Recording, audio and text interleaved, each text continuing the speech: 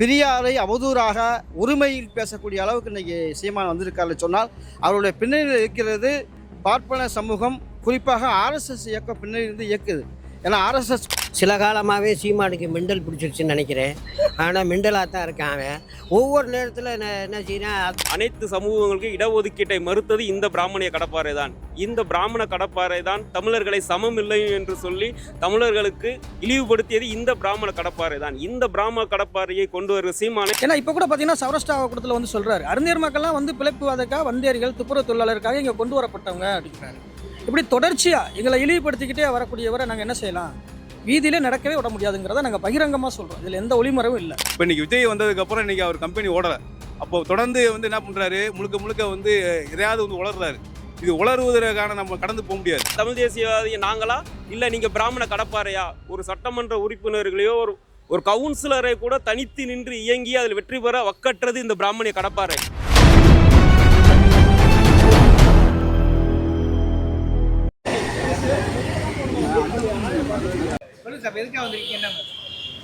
வணக்கம். நாங்கள் திராவிட தமிழர் கட்சி மற்றும் தோழமை அமைப்புகள், தந்தை பெரியார் திராவிடர் கழகம், திராவிடர் விடுதலை கழகம், தமிழ்நாடு மாநில பகுஜன் சமாஜ் கட்சி, பெரியார் திராவிடர் கழகம் உள்ளிட்ட மக்கள் அதிகார கழகம், மக்கள் அதிகாரம் போன்ற பல்வேறு அமைப்புகள் சார்பாக இன்றைக்கி வந்து கமிஷனரை சந்தித்து நம்ம வந்து சீமானை கண்டித்து ஒரு புகார் கொடுத்துருக்குறோம்.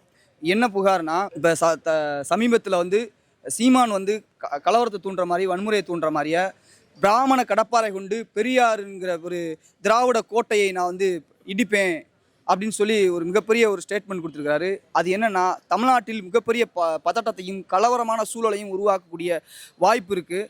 அதுபோக மதுரையில் நடந்த சௌராஷ்டிரா மாநாட்டில், ராஜாமுத்தியா மண்டலத்தில் நடந்த சௌராஷ்டிரா மாநாட்டிலையும் மிகப்பெரிய அளவில் வன்முறையை தூண்டுற மாதிரியே அருந்ததியர்கள் வந்து வந்தேரிகள், சௌராஷ்டிராவை நாங்கள் ஏற்றுக்குருவோம், அவங்க இந்த மண்ணினுடைய பூர்வீக குடிகள்ன்ற ஒரு சமூக மோதலை உருவாக்குற வகையில் வந்து தொடர்ந்து பேசிட்டே வர்றாரு. இன்னும் சொல்லப்போனால் அந்த திருப்பரங்குன்றம் மாதிரியான பிரச்சனைகளில் இது மாதிரியான வந்து இஸ்லாமியர்களுக்கு எதிராகவும், இஸ்லாமியர்களை வைத்தே வந்து சில இஸ்லாமிய பெண்களை வைத்தே வந்து இந்துக்களுக்கு எதிராகவும் வந்து மேடையில் பேசுகிற மாதிரியான வந்து ஒரு சொல்லிக் கொடுத்து சில மோதலை கலவரத்தை தூண்டுற மாதிரியா வந்து நாம் தமிழர் கட்சி தொடர்ந்து தமிழ்நாட்டில் இனவெறியையும் சாதிய மோதலையும் ஒரு பதற்றமான சூழலை வந்து தொடர்ந்து வந்து நாம் தமிழர் கட்சி செய்து கொண்டிருக்கிறது. எனவே நாம் தமிழர் கட்சியினுடைய தலைமை ஒருங்கிணைப்பாளர் சீமானை கண்டித்து இன்னைக்கு கமிஷனர்கிட்ட நாங்கள் புகார் கொடுத்துருக்கோம். அந்த கட்சியினுடைய அனைத்து நிர்வாகிகள் மீதும், சீமான் மீதும் தமிழ்நாடு அரசு காவல்துறை அவர் மீது வன்கொடுமை தடுப்பு சட்டத்தில் மற்றும் வந்து தேசிய பாதுகாப்பு சட்டத்தில் இன்னும் பயங்கரவாத சட்டங்களில் அவர் மீது வந்து வழக்கு பதிவு செய்து நடவடிக்கை எடுக்க வேண்டும் என்று இன்றைக்கி அனைத்து கட்சியின் சார்பில், கூட்டமைப்பின் சார்பில், திராவிட தமிழர் கட்சியின் சார்பில் நாங்கள் இன்றைக்கி மதுரை மாவட்ட கமிஷனர் அவர்களை சந்தித்து மனு கொடுத்துருக்குறோம். கண்டிப்பாக அவர் வந்து மனுவை பெற்றுக்கிட்டு கேட்டிருக்காங்க. அவங்க என்ன சொன்னாங்க, எங்கே பேசினாங்க, எங்கே நடந்ததுன்றதை வந்து சில சம்பவங்களை கேட்டாங்க. நாங்கள் சில நடந்த சம்பவங்களை வந்து அவர் மதுரையில் பேசுனது, சென்னையில் பேசுனது, சில இடங்களில் பேசுனதை நாங்கள் சுட்டி காட்டியிருக்கிறோம். அதுக்கான ஆவணங்களையும் நாங்கள் வந்து அவர்கிட்ட ஒப்படைச்சிருக்கோம். அவங்க நடவடிக்கை எடுக்கிறதாக வந்து எங்களுக்கு உத்தரவாதம் கொடுத்துருக்காங்க. தோழர் குறிப்பிட்டது போல் இன்றைக்கி அனைத்து தோழமை இயக்கங்களோடு இன்றைக்கி திராவிட தமிழர் கட்சி இந்த புகார் கடிதத்தை மாநகர ஆணையாளர் அவர்களிடம் கொடுத்துருக்கிறோம். தொடர்ந்து பார்த்தோம் என்று சொன்னால், திரு சீமான் அவர்கள் தமிழருக்கு எதிரான விரோத போக்கை கடைபிடித்து வருகிறார். ஏதோ பேசுகிறாரு, அரசியலுக்காக பேசுகிறாரு, கருத்து பிரச்சாரம் தானே அப்படின்னு சொல்லி நம்ம எதிர்பார்த்துட்டு இருந்தோம். அது கருத்தாக வெல்லலாம் என்று கூட நம்ம தோழமை சக்தியெல்லாம் சொல்லிகிட்டு இருந்தோம். ஆனால் தொடர்ந்து பார்த்தோம் என்று சொன்னால் அவர் கருத்தாக பேசவில்லை. பெரியாரை அவதூறாக உரிமையில் பேசக்கூடிய அளவுக்கு இன்றைக்கி சீமான் வந்திருக்காருன்னு சொன்னால் அவருடைய பின்னணியில் இருக்கிறது பார்ப்பன சமூகம், குறிப்பாக ஆர்எஸ்எஸ் இயக்கம் பின்னணியிலிருந்து இயக்குது. ஏன்னா ஆர்எஸ்எஸ் கூட்டங்களே அவர் நேரடியாக போய் பேசுகிறார். இன்றைக்கு தமிழ் தேசியம், தமிழர் விடுதலை, தமிழர் நலன் என்று சொல்லி சீமான் இங்கே இருக்கிற இளைஞர்களை, தமிழர்களை வசப்படுத்தி இன்றைக்கி கட்சியை கட்டின சீமான் அவர்கள் இன்றைக்கு தமிழர் விரோத போக்கை, தமிழ்நாட்டுக்கு எதிரான போக்கை கடைபிடித்து கொண்டு இருக்கிறார். இன்றைக்கி தமிழ் தேசிய விடுதலை என்று அவரால் பேசவே முடியாது. அப்படி பேசினார்னா அவர் ஆர்எஸ்எஸ் கூட்டத்திலிருந்து தனிமைப்படுத்தப்படுவார். அந்த அளவுக்கு இன்றைக்கி தமிழர் விரோத போக்கை கடைபிடிக்கிறார். குறிப்பாக அருந்ததி மக்களிடையே ரொம்ப கொச்சப்படுத்தி பேசுகின்ற நிலைமைக்கு அவர் வந்திருக்கார். அப்படி என்று சொன்னால், ஏற்கனவே இந்த பார்ப்பனிய சக்திகள், அதாவது இங்கே இருக்கக்கூடிய திராவிட சமூகத்தைச் சேர்ந்த மக்களை கையை பிடிச்சு அவங்க கண்ணே குத்துற அளவுக்கு எப்படி செய்தார்களோ அதே பணியை இன்றைக்கி சீமானை வைத்து செய்து கொண்டிருக்கிறார்கள்.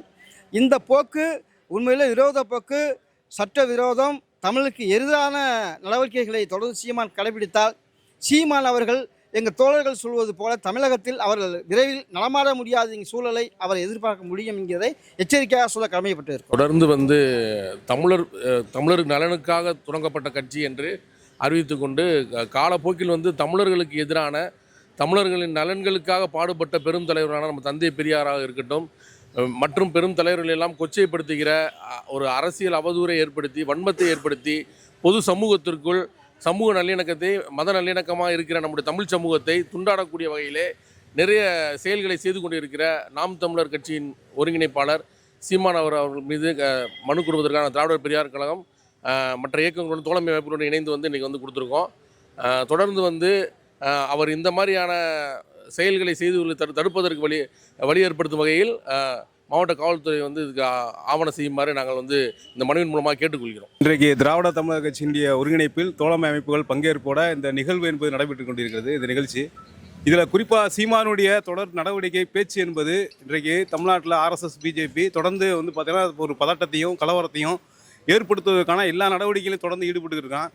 இப்படிப்பட்ட ஒரு சூழ்நிலையில் நாம் அதை எதிர்கொண்டு இன்றைக்கு அனைவரும் ஒருங்கிணைந்து நம்ம போராடி கொண்டிருக்கிறோம். ஆனால் இன்றைக்கி சீமானு பார்த்தீங்கன்னா எந்த விதமான அரசியல் பின்புலம்ங்கிறது இன்றைக்கு முழுக்க இப்படியான சக்திகளை பிளவுபடுத்தும் விதமாக அவருடைய பேச்சுகள் அமைஞ்சிட்டு இருக்கு. குறிப்பாக தலித் மக்களையும், இன்றைக்கி இஸ்லாமியர்களையும், இன்றைக்கு பெரியாரிஸ்டுகளையும், கம்யூனிஸ்டுகளையும் தொடர்ந்து கொச்சைப்படுத்துவது, அதை இழிவுபடுத்துவது.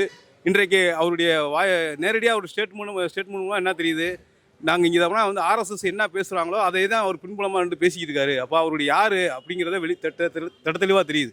இப்போ இன்றைக்கி விஜய் வந்ததுக்கப்புறம் இன்றைக்கி அவர் கம்பெனி ஓடலை. அப்போ தொடர்ந்து என்ன பண்ணுறாரு, முழுக்க எதையாவது உளர்றாரு. இது உளறுவதற்கான நம்ம கடந்து போக முடியாது. அதே நேரத்தில் இது ஒரு சமூக பதற்றத்தையும் திட்டமிட்டு ஒரு கலவரத்தை ஆர்எஸ்எஸ் என்ன செய்கிறானோ அதுக்கு துணை போகக்கூடிய வகையில் இவருடைய பேச்சுங்க அமையுது. அப்போ அந்த அடிப்படையில் தோழர்கள் கொடுக்கப்பட்ட இந்த புகார் என்பது இது முக்கியத்துவம் வாய்ந்தது. ஏன்னா இது கண்டிப்பாக நடவடிக்கை எடுக்கணும். ஏதோ சீமான் உளறிட்டாருன்னு சொல்லி கடந்து போகக்கூடாது. கண்டிப்பாக நடவடிக்கை எடுக்கணும். இந்த மாதிரியான பேச்சுக்களை யாராக இருந்தாலும் நம்ம உடனடியாக கண்டிக்கணும். அப்படிங்கிற அடிப்படையில் இன்றைக்கி மக்கள் அதிகார கழகம் நாங்கள் கலந்துருக்கோம். இந்த விஷயத்தை தொடர்ந்து கண்டிப்போம், தொடர்ந்து போராடுவோம். பிராமண கடப்பாறை கொண்டு திராவிட கோட்டையை இடிப்பேன் என்றும் அவதூறாக பேசும் சீமானுக்கும் நாங்கள் சார்ந்த திராவிட விடுதலை கழகத்தின் சார்பாக கண்டனத்தை தெரிவித்துக் கொள்கிறோம். இந்த பிராமணிய கடப்பாறை பிராமண கடப்பாறைன்னா என்னன்னு சில விஷயங்களை நம்ம மறுபடியும் தமிழ் சமூகத்துக்கு சொல்ல வேண்டிய தேவை இருக்குது. இந்த பிராமணிய கடப்பாறை தான் அனைத்து ஜாதியையும் அர்ச்சகராக கூடாது என்று சொல்லி தடுத்து கொண்டு இருக்கிறது. இந்த பிராமணிய கடப்பாறை தான் தமிழ் மொழியை காட்டுமிராண்டி முறை என்று சொல்லி ஆலயங்களுக்குள் இன்னும் தமிழ் மொழியை விடாமல் தடுத்து இருக்கிறது இந்த பிராமண கடப்பாறை தான். இந்த பிராமண கடப்பாறை தான் அனைத்து சமூகங்களுக்கு இடஒதுக்கீட்டை மறுத்தது இந்த பிராமணிய கடப்பாறை தான். இந்த பிராமண கடப்பாறை தான் தமிழர்களை சமம் இல்லை என்று சொல்லி தமிழர்களுக்கு இழிவுபடுத்தியது இந்த பிராமண கடப்பாறை தான். இந்த பிராமண கடப்பாறையை கொண்டு வருகிற சீமானை நாங்கள் உண்மையிலே வரவேற்கிறோம். அவர் தமிழ் தேசிய கடப்பாறை என்று சொல்லியிருந்தாருங்க, நாங்கள் எதிர்வினை ஆற்றுறதுக்கும் சரியான ஒரு திராவிடமாக தமிழ் தேசிய கருத்தியல் போராக இருந்திருக்கும். ஆனால் அவர் பிராமணிய கடப்பாறை என்று பிராமணிய கடப்பாறையை கொண்டு 100 ஆண்டுகளுக்கு முன்பு துவங்கப்பட்ட இந்த ஆரிய திராவிட போராட்டத்தில் சவக்குழியில் புதைக்கப்பட்டது இந்த பிராமண கடப்பாறை. மறுபடியும் இந்த துருப்பிடித்து போன ஒரு பிராமண கடப்பாறையோடு நீங்கள் எங்கள் தமிழ் தேசிய கருத்தியலோடு திராவிட இயக்க கருத்தியலோடு மோத வருகிறீர்கள். உங்களை நாங்கள் வரவேற்கிறோம். வாருங்கள். 2026 களம் எப்படி அதை உறுதி செய்து கொள்வோம். தமிழ் தேசியவாதிய நாங்களா இல்லை நீங்கள் பிராமண கடப்பாறையா? ஒரு சட்டமன்ற உறுப்பினர்களையோ ஒரு கவுன்சிலரை கூட தனித்து நின்று இயங்கி அதில் வெற்றி பெற வக்கற்றது இந்த பிராமணிய கடப்பாறை. நாங்கள் மோதி பார்த்துக்கிறோம். 2026 தேர்தலில் சந்திப்போம். சில காலமாகவே சீமானுக்கு மெண்டல் பிடிச்சிருச்சுன்னு நினைக்கிறேன். ஆனால் மெண்டலாக தான் இருக்கான் அவன். ஒவ்வொரு நேரத்தில் என்ன செய்கிறான், அதை பேசுகிறேன் இதை பேசுகிறேன். முன்னாடி கட்சி ஆரம்பித்தோன்னே பெரியார் தான் என் தெய்வம் அப்படி இப்படின்னா, இப்போ என்னன்னா மெண்டல் ஆகி போய் முத்திருச்சு அவனுக்கு. அதனால் இப்போ கடப்பாறை இடிக்க வரேன்றான். பெரியார் யாருன்னு அவனுக்கு தெரியுமா தெரியாதான்னு தெரியல. பெரியார் பிறக்கும்போது அவன் குஞ்சை பிடிச்சி கூட ஒன்றுக்கு இருந்திருக்க மாட்டான். ஆனால் இப்போ பெரியாரை நான் இடிப்பேன்னு வர்றேன். பெரியார் பெரிய ஜேஜிபி வச்சு ஏற்றுனா அவன் காணாமல் போயிடுவான். ஆனால் அவன் கடப்பாறையாக நாங்கள் ஜேஜிபியாக நாங்கள் பார்த்துக்குறோம். தமிழ் தான் பெண்ணியத்துக்கு எதிராக பேசுகிறாரு. குச்சிலுக்குள்ளேருந்து தூக்கிட்டு போய் கற்பழிச்சனான்னு கேட்குறாரு. கல்விக்கு எதிராக பேசுகிறாரு. குழந்தைகளை படிக்க வேணா ஆடு மாடு மேய்ங்கன்றாரு. மொழிக்கு எதிராக பேசுகிறாரு. இனத்துக்கு எதிராக பேசுகிறாரு. இப்போ ஏற்பட்ட தேசத்தில் மிகப்பெரிய ஒரு தேச குற்றத்தை செய்யக்கூடியவரை ஒரு தேசிய பாதுகாப்பு சட்டத்தில் கைது செய்யணும்னு சொல்லி நாங்கள் கொடுத்துருக்கோம். இப்போ பிராமண கடப்பாறை என்பது கல்விக்கு எதிராக, மொழிக்கு எதிராக, பெண்ணியத்துக்கு எதிராக எல்லாத்துக்கும் இருந்தது. இவர் மறைமுகமாக இருந்தவர் இன்றைக்கி அவருக்கு பூனைக்குட்டி எட்டி பார்த்துருச்சுன்னு தான் சொல்லணும். ஏன்னா இன்றைக்கி வெளிப்படையாக வந்துட்டார். வீதியில் வந்து பெரியாருக்கு எதிராக, இந்த மக்களுக்கு எதிராக, பிளப்புக்காக என்னெல்லாம் செய்யணுமோ நான் அதை செய்கிறேன்ற வழியில் வந்துட்டார். அவர் வந்து தேசிய பாதுகாப்பு சட்டத்தில் கைது செய்யணும்னு சொல்லி என் பேர் புகார் கொடுத்துருக்கோம். தோழமை இயக்கங்கள் எல்லாம் வந்திருக்காங்க. திராவிட தமிழர் கட்சி மாவட்ட செயலாளர் சந்திரன். தொடர்ந்து பேச உங்க நடவடிக்கை என்ன? தொடர்ந்து இதே மாதிரி பேசினா அவர் வீதியில் நடக்க முடியாது. அதுதான் சரியாக இருக்கும். அவர் மொழியில் சொல்லணும்னா அதுதானே சரியாக இருக்கும். ஏன்னா அவர் அப்படி தான் பேசுவார். பார்த்துருக்கீங்களா? ஒரு தாய்க்கு பிறந்தவனா, ஒரு தாப்பனுக்கு பிறந்தவனான்ற ஒரு சபை நாகரிகம் இல்லாமல், சபை ஒழுக்கம் இல்லாமல் பேசுவார். அவர்கிட்ட நம்ம அப்படி தானே சொல்ல வேண்டியது இருக்குது. நாளைக்கு வீதியில் இருக்கக்கூடாது. வீதியில் அவர் நடக்கவே முடியாது. ஏன்னா இப்போ கூட பார்த்தீங்கன்னா சௌராஷ்டிரா கூட்டத்தில் வந்து சொல்கிறாரு, அறிஞர் மக்கள்லாம் வந்து பிழைப்புவாதற்காக வந்தேரிகள், துப்புரவு தொழிலாளருக்காக இங்கே கொண்டு வரப்பட்டவங்க அப்படிங்கிறாரு. இப்படி தொடர்ச்சியாக எங்களை இழிவுபடுத்திக்கிட்டே வரக்கூடியவரை நாங்கள் என்ன செய்யலாம்? வீதியிலே நடக்கவே விட முடியாதுங்கிறத நாங்கள் பகிரங்கமாக சொல்கிறோம். இதில் எந்த ஒளிமறைவும் இல்லை.